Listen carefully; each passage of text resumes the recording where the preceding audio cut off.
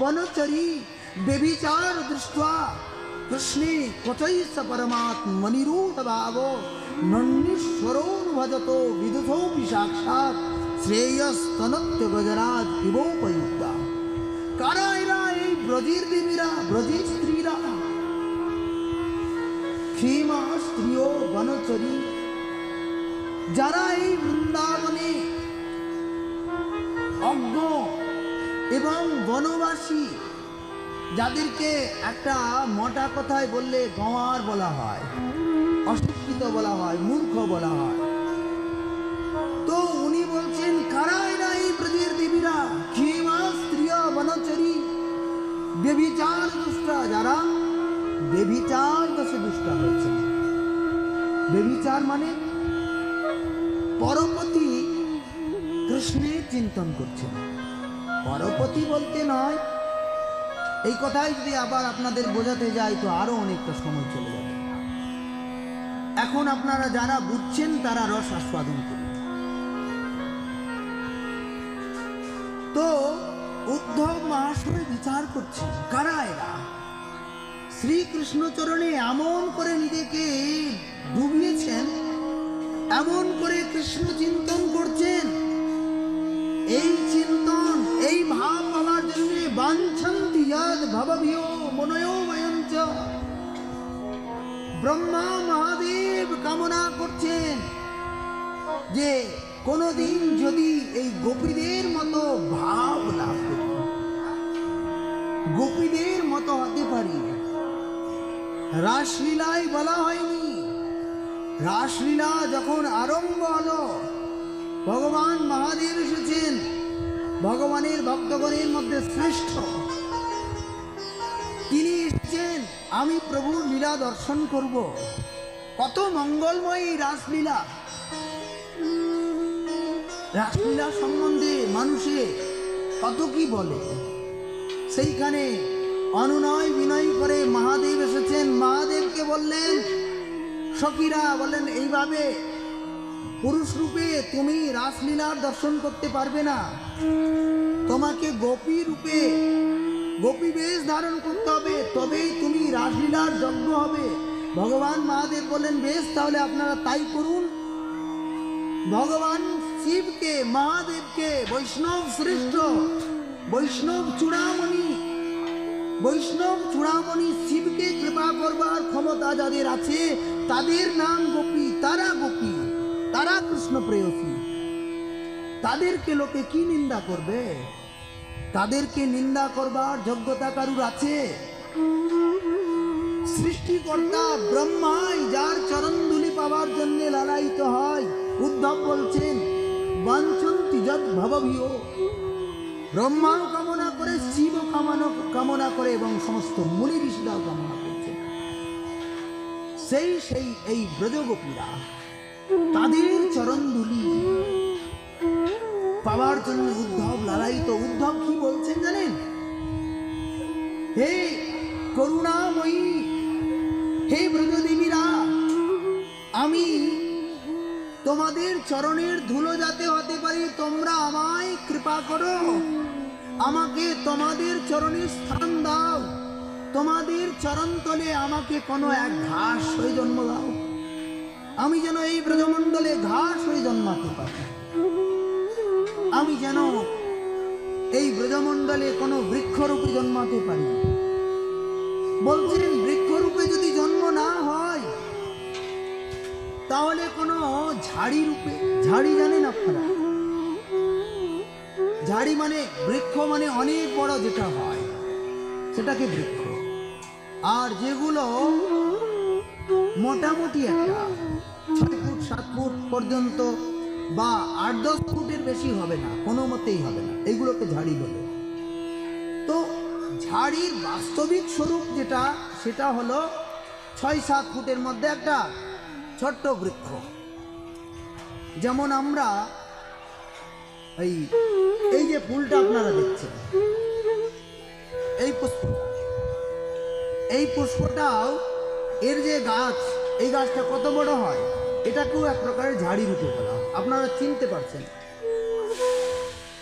তো বলছেন, হে করুণাময়ী ব্রজদেবীগণ, আমাকে আপনারা করুণা করে কোনো ঝাড়ি রূপে জন্ম দেন, নাই বা হলাম কোনো পুষ্পলতা,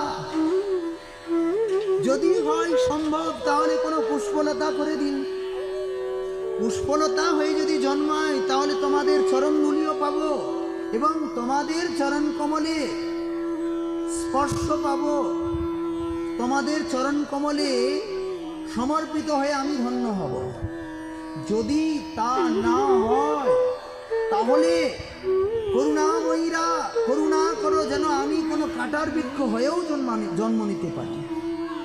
হলামই বা কাঁটার বৃক্ষ হয়ে জন্ম, হলোই বা কোনো ঝাড়ি করণ, যে আপনারা সকলেই জানেন, ওই যে টক টক সবজিতেও অনেক সময় দেওয়া যায়। তো বলছেন আমাকে সেই কাঁটার বৃক্ষ, কাঁটার ঝাড়ি করে দেন। যদি তাও না হয় কোনো ঘাস রূপে জন্মদিন, এইভাবে প্রার্থনা করছি। आशामहं चरणरेण जुषामहं श्याम वृंदावने किमपि गुल्मलतौषधीनां या दुस्त्यजां स्वजनमार्य पथं सुहित्वा भेजोर्मुकुन्द पदवीं श्रुतिभिर्विनिज्ञात। বলছেন বেদ পুরাণ উপনিষদ যাকে জানতেই পারল না, ব্রহ্মাও তিনি চারটা সম্পূর্ণ বেদের জ্ঞান তার হৃদয়ে ভগবান নিজে কৃপা করে দান করেছেন, অথচ ব্রহ্মা তিনি জানতেই পারল না এই যে ভজনের সব থেকে রহস্যময় ভজন, সব থেকে শ্রেষ্ঠ ভজন, এই ভজনটাই ভগবান কৃষ্ণচন্দ্র রাধারানীর কাছে, রাধারানীর ভাব নিয়ে এবং রাধারানীর কান্তি নিয়ে মহাপ্রভু রূপে এসে আর জগৎজীবকে দান করেছেন। এইটা প্রথম দান করা হয়েছে উদ্ধব মহাশয়কে। উদ্ধব মহাশয়ের দ্বারা দেখানো হয়েছে জগতে কৃষ্ণ চিন্তন কেমন করে করতে হয়, আর কেমন করে করলে জগতে সব থেকে বেশি কল্যাণ লাভ হয়, জগতের জীব সব থেকে বেশি ধন্যাতি ধন্য হয়। উদ্ধব মহাশয় প্রার্থনা করলেন,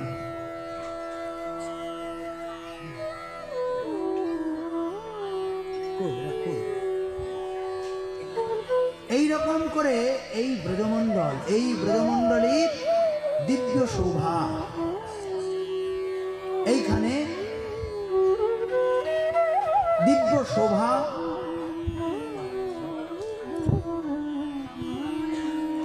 এটা না,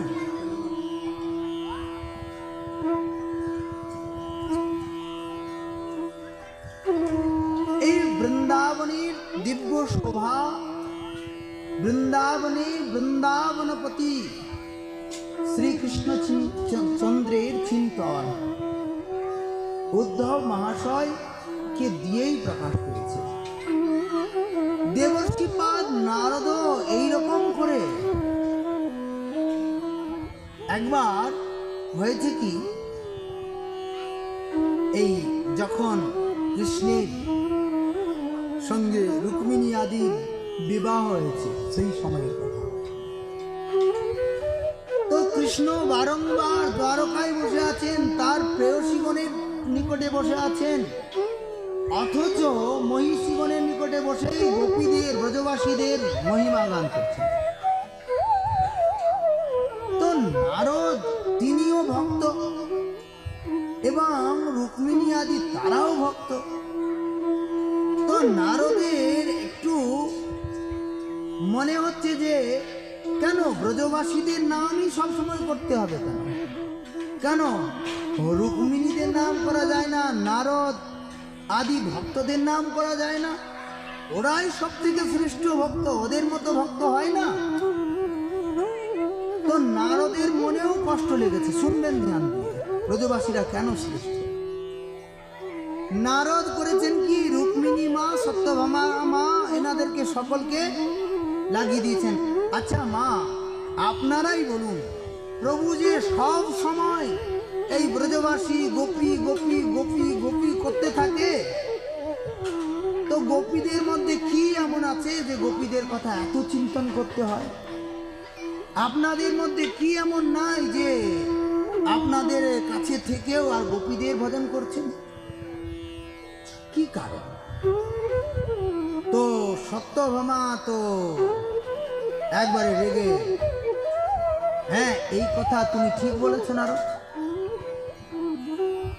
তখন কৃষ্ণের কাছে গিয়ে কৃষ্ণকে প্রশ্ন করা হলো, নারদের জন্য আচার্য হলো, প্রভু রুক্মিণী মা, সত্যভামা মা, জাম্ববতী মা, এরা সকলে মিলে আপনাকে নিবেদন করতে চান, আপনি কেন এইখানে থেকেও গোপী গোপী গোপী গোপী করতে থাকেন?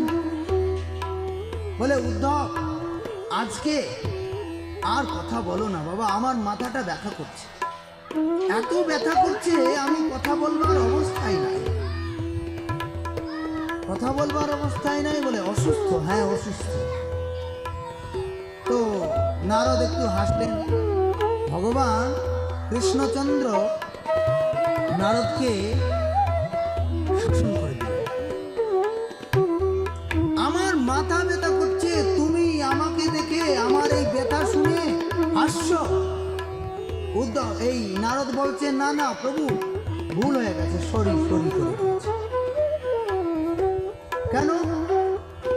তাহলে প্রভু আচ্ছা মাথা ব্যথা হয়েছে, কিন্তু কোন কারণে হয়েছে আর এই মাথা ব্যথা যাবে কি করে তার উপায় তো আপনি জানেন?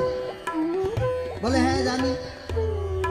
বলে যদি কোনো ভক্ত তার চরণধুলি আমাকে দেয় আর সেই চরণধুলি যদি আমি মাথায় ললাটে লাগাতে পারি, তাহলে কিন্তু আমার মাথার ব্যথা সেরে যাবে।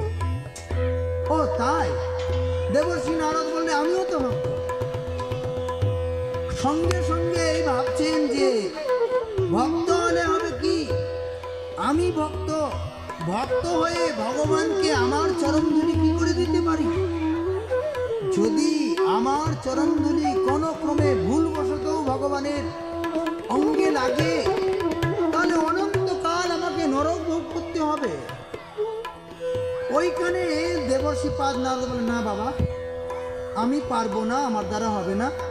যাই হোক, তো নারদের ভাবনায় আসলো, আচ্ছা এই যে ভগবত প্রেয়সীরা, ভগবত মহিষীরা, রুক্মিণী আদি, এরা তো কত জন্ম জন্মান্তরে কত কত মহাপুরুষের গুরু আচার্য হয়ে অবতীর্ণ হয়েছেন, তবেই তো আজকে ভগবানের প্রেয়সী রূপে ভগবানকে প্রাপ্ত হয়েছেন।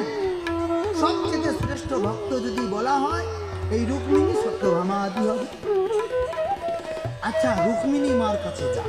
প্রথমেই রুক্মিণী মা নিকটে গিয়েছেন, সেইখানে সত্যভামা জাম্ববতী সবাই রয়েছে। তো রুক্মিণী মাকে প্রার্থনা করছেন, আচ্ছা মা ভগবানের এই যে প্রভুর এই যে মাথা ব্যথা বলছেন, মাথা ব্যথা হয়েছে, মাথা ফেটে যাচ্ছে, এত কষ্ট হচ্ছে, সহ্য করতে পারছি না।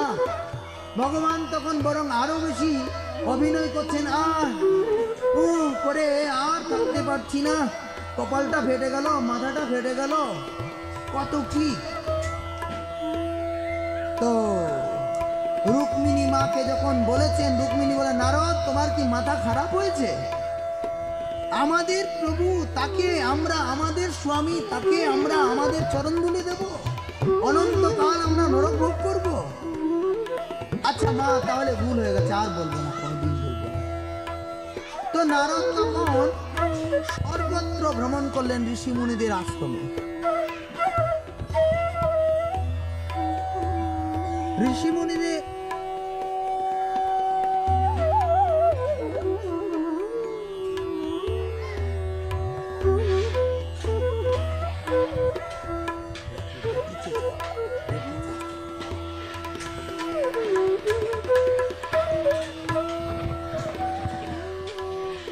जय जय श्री राधे श्याम निताई गौर हरि बोल। তো ওইখানে দেবর্ষি পাদ নারদ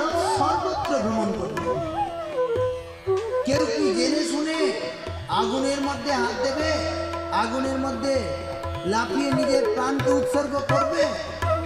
কখনোই না। সর্বত্র ঘুরে আসলেন, বলে প্রভু কেউ তো চরণ ধুলি দিতে চাইছে না, অন্য কোনো উপায় থাকলে বলুন। বলে অন্য উপায় কি বলবো? খুঁজে দেখো ভালো করে, তুমি কি ব্রজে গিয়েছিলে? উনি বলে প্রভু ব্রজে তো যায় না। ব্রজে কি আছে? ব্রজে না গেলে হয় না? ব্রজে ওরা তো ভক্তই না, ওরা ওদেরকে কি ভক্ত বলছে? ওরা কি মালা ঝোলা জপ করে? মালা ঝোলা নিয়ে তোমার নাম জপ করে? এই তো উদ্ধব, নারদ, এরা মালা নিয়ে তাও তোমার নাম জপ করে। এই তো পিতামহ ভীষ্ম, সে নিরন্তর কৃষ্ণ কৃষ্ণ করতে থাকে। শোনকাদি ভক্ত ওরা হরিশ্বরনাম হরিশ্বরনাম করতে থাকে। তো ওদেরকে তুমি ভক্ত বলছো? আরে যাও না একবার, যেই দেখো না। এই নারদ যখন এসে উপস্থিত হয়েছেন ব্রজমণ্ডলে, ব্রজবাসীরা যখন নারদকে দর্শন করলেন, আহা নারদ এসো এসো, অনেক যত্নে অনেক স্বাগতে নারদকে বসিয়ে বলছেন, আচ্ছা তুমি তো ভ্রমণ করতেই থাকো, মাঝে মাঝে দ্বারকা আদিতেও ভ্রমণ করতে থাকো, তো তুমি কি মথুরায় গিয়েছিলে, দ্বারকায় গিয়েছিলে? তো আমাদের কৃষ্ণের সঙ্গে কি সাক্ষাৎ হয়েছে? উনি কুশলে আছেন? জিজ্ঞাসা করছেন। জিজ্ঞাসা করে, না কুশলে নেই, আমি ওখান থেকে আসছি, একটা সমস্যাকে নিয়ে এসেছি। কি সমস্যা? বলে ওনার মাথা ব্যথা হয়েছে।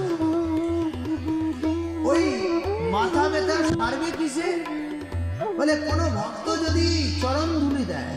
ব্রজবাসী বললেন, এই সমস্যা, উদ্ধব কত চরণ ধুলি লাগবে, তুমি নিয়ে এসো, ট্রাক লরি যা খুশি নিয়ে এসো, নিয়ে যাও। এই ব্রজে প্রত্যেক ব্রজবাসী ধুলোর মধ্যে চরণ স্থাপন করবে, আর তোমাকে কৃষ্ণের কপালে লাগানোর জন্য ধুলো দেবে। উদ্ধব বলছে, এই নারদ বলছেন যে চরণ ধুলি তোমরা কাকে দিচ্ছ বুঝতে পারছো তো? বলে নারদ তুমি একেবারে চুপ হয়ে থাকো, কোনো কথা বলবে না। আমরা জানি তুমি কি বলবে। তুমি বলবে তো যে তিনি ভগবান, সেই ভগবানকে চরণ ধুলি দিলে আমাদের নরকে বাস হবে। হোক আমাদের নরকে বাস, অনন্তকাল যদি আমরা নরকে বাস করি, আমাদের প্রিয়তম, আমাদের প্রাণস্বরূপ, জীবনস্বরূপ শ্রীকৃষ্ণ যদি সুখী হয়, তার রোগ যদি দূর হয়, আমরা অনন্তকাল নরকে থেকে সেইখানেই পরমানন্দকে লাভ করব। তুমি এখন বিচার না করে আমাদের চরণ ধুলি নিয়ে যাও, আমাদের কৃষ্ণকে তার মস্তকে তার চরণ ধুলি দাও। উদ্ধব ওইখান থেকে কাঁদতে কাঁদতে এই নারদ ওইখান থেকে কাঁদতে কাঁদতে আসছেন। বুঝতে পারলেন গোপীদের, ব্রজবাসীদের যোগ্যতা, যেখানে উদ্ধব, নারদ, ব্রহ্মা এবং পৃথিবীর বড় বড় মুনি ঋষি তারা যে কাজ করতে পারে না, সেইখানে অনায়াসে ব্রজদেবীরা বলছেন যে আমাদের চরণ ধুলি নিয়ে যাও, ভগবানের মাথায় লাগাও, তার রোগ থেকে তাকে মুক্ত করো। এই হলো ব্রজ গোপীদের যোগ্যতা। কত শ্রেষ্ঠ বিষয়। চৈতন্য চরিতামৃতে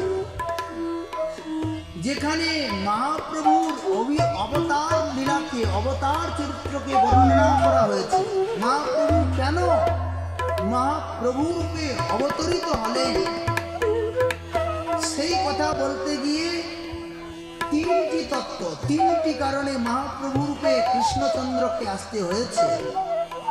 এই তিন কারণের মধ্যে তিনটি প্রমুখ, তার মধ্যে একটি কারণ এই গোপীদের প্রেম আস্বাদন।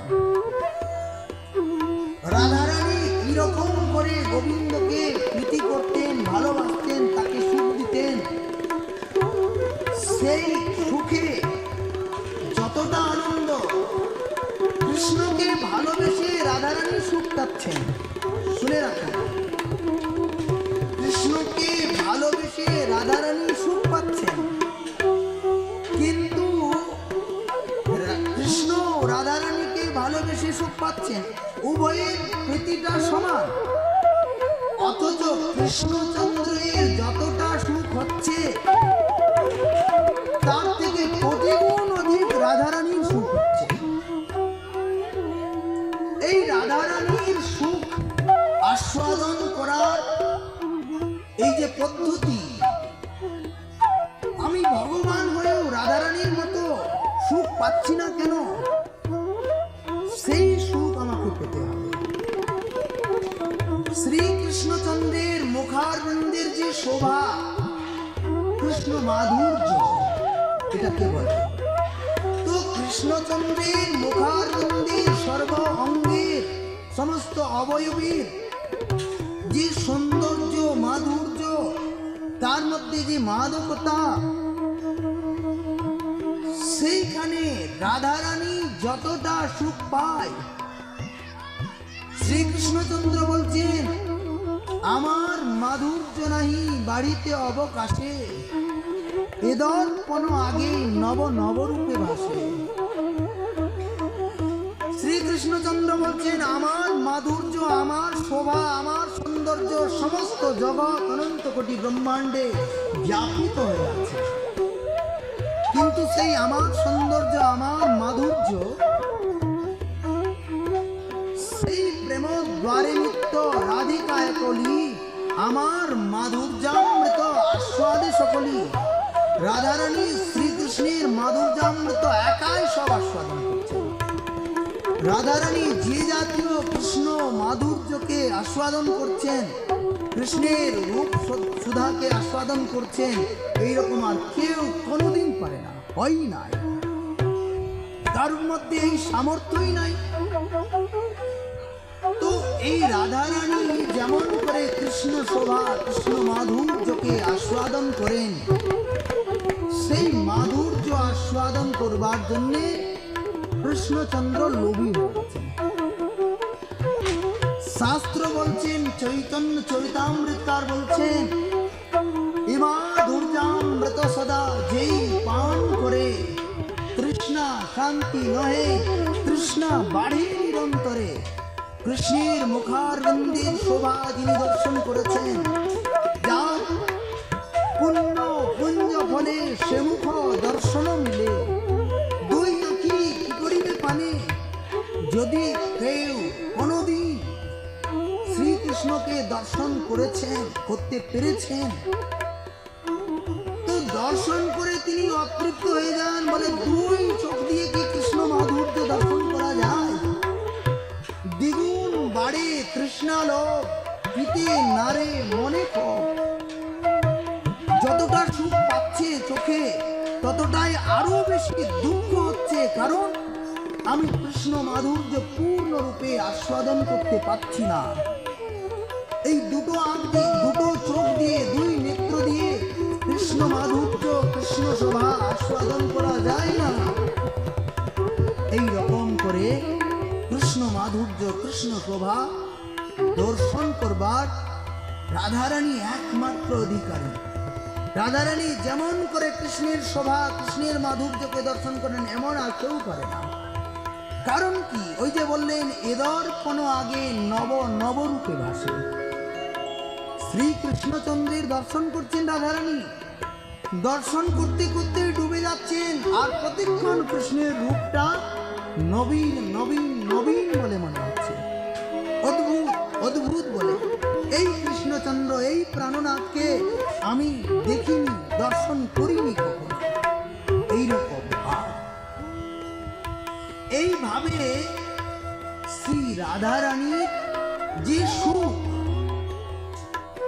কৃষ্ণচন্দ্র বলছেন, দর্পণাদ্যে দেখি যদি আপন মাধুরী। কৃষ্ণচন্দ্র যখন আয়নার সামনে দাঁড়িয়েছেন, নিজের মুখমণ্ডলের শোভা দর্শন করছেন, এই শোভাকে নিজেরও সুখ লাগছে, ভালো লাগছে। দর্পণাদ্যে দেখি যদি আপন মাধুরী, আস্বাদিতে লোভ হয়, আস্বাদিতে নারী। আস্বাদন করবার লোভ হয়েছে, ভগবান নিজেই নিজের দর্শনে লোভী হয়েছেন, সুখ লাগছে, কিন্তু রাধারানী যত বেশি সুখ পাচ্ছেন সেই সুখের এক বিন্দুও তো পাচ্ছি না। রাধারানী কৃষ্ণের অপেক্ষা কোটি গুণ অধিক সুখ হচ্ছে।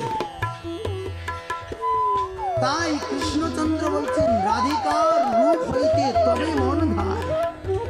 কৃষ্ণচন্দ্র রাধা হয়ে অবতীর্ণ হয়েছেন গৌররূপে, রাধারানীর ভাব আস্বাদন করবার জন্যে, রাধা প্রেম আস্বাদন করবার জন্যে, এবং শ্রীকৃষ্ণের মাধুর্য আস্বাদন করবার জন্যে, এবং ঠিক সেইভাবে গোপীগণের প্রেম আস্বাদন করবার জন্য। আজকে আর গোপী তত্ত্ব বলবার সামর্থ্য নাই, কারণ সময় অনেক হয়ে গেছে।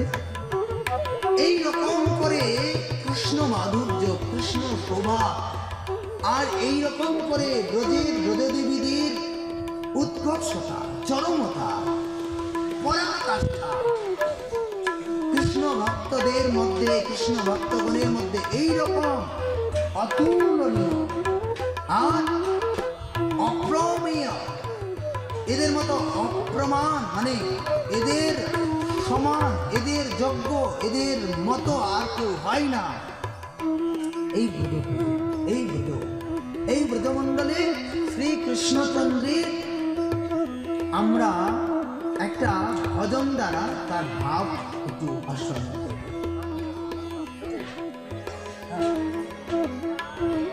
বৃন্দাবনের যখন এতই মহিমা, তখন বৃন্দাবনের সম্বন্ধে আমরা বৃন্দাবন क्यों ना भये हम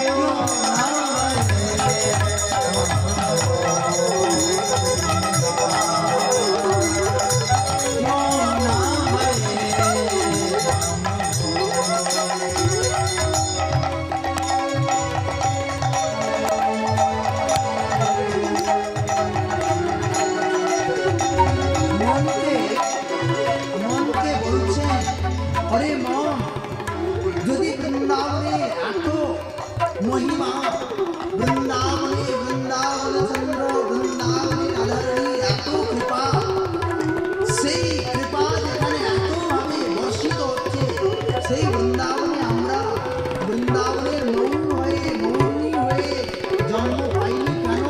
ওরে মন, বৃন্দাবনে আমি কেন ময়ূর হয়ে জন্ম নিতে পারি? তাই বলছি বৃন্দাবন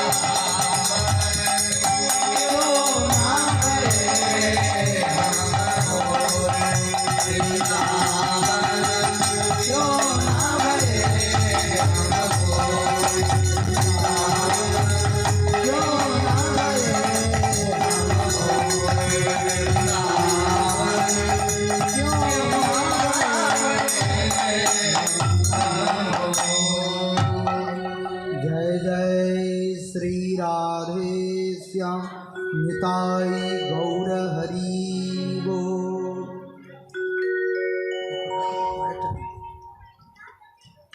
এইভাবে শ্রীকৃষ্ণচন্দ্র এই ব্রজের মহিমা গোপীগণ কর্তৃক উদ্ধব মহাশয়কে দেখালেন। ভগবান এই উদ্দেশ্যেই উদ্ধবকে পাঠিয়েছেন ব্রজে। ব্রজে পাঠিয়ে আজ শ্রী কৃষ্ণচন্দ্রকে, শ্রী উদ্ধব মহাশয়কে তিনি এই ব্রজ দেবীদের প্রেম প্রদান করবেন। উদ্ধব এখন ব্রজ প্রেম পেয়ে গেল, ব্রজ দেবীদের কৃপা পেয়ে গেল। এই যে এই জাতীয় কৃষ্ণ প্রেম, কৃষ্ণ চিন্তন, কৃষ্ণ ভাবনা পেতে হলে গোপীদের চরণাশ্রয় ছাড়া আর কোনো উপায় নেই।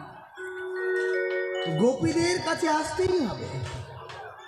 এই জন্যে মুনি ঋষি ব্রহ্মা মহাদেব ব্রজ গোপীদের চরণ রেণুকে বন্দনা করেন। সেই এই বৃন্দাবন। সেইখান থেকে উদ্ধব মহাশয় যখন তিনি আবার সেই দ্বারকায় প্রত্যাবর্তন করবেন, ফিরে যাবেন, তখন আবারও বারংবার সমস্ত ব্রজবাসীগণকে বন্দনা করছেন। বন্দে নন্দ ব্রজস্ত্রীণাম পাদরেণু মভীষ্ণসো ইয়াসাম হরি কথোদ্গীত পুনাতি ভুবনত্রয়ম। যাদের শ্রীমুখে হরি কথারূপী গীত শ্রবণ করে পুনাতি ভুবনত্রয়ম, ত্রিভুবন পবিত্র হয়, এমন এই বৃন্দাবন। বন্দনা করে যখন তিনি রথে আরূঢ় হয়ে আর মথুরায় যাবেন, দ্বারকায় যাবেন, তখন কান্না করতে করতে যাচ্ছেন, ভাবছেন এই স্থান যেন আমার চিরদিনের জন্য পাকা হয়ে যায়, যেন আমি চিরদিন এই ব্রজভূমিতে বসে এই ব্রজদেবীগণের চরণধূলি সেবন করতে পারি। আর তিনি যেতে তো চাইছিলেন না, কিন্তু ভাবছেন যে প্রভু পাঠিয়েছেন, প্রভুকে গোপীদের এই সংবাদ দিয়ে আমি প্রভুকে একবার প্রার্থনা করব, একবার ব্রজে চলো ও ব্রজনাথ, একবার ব্রজে চলো।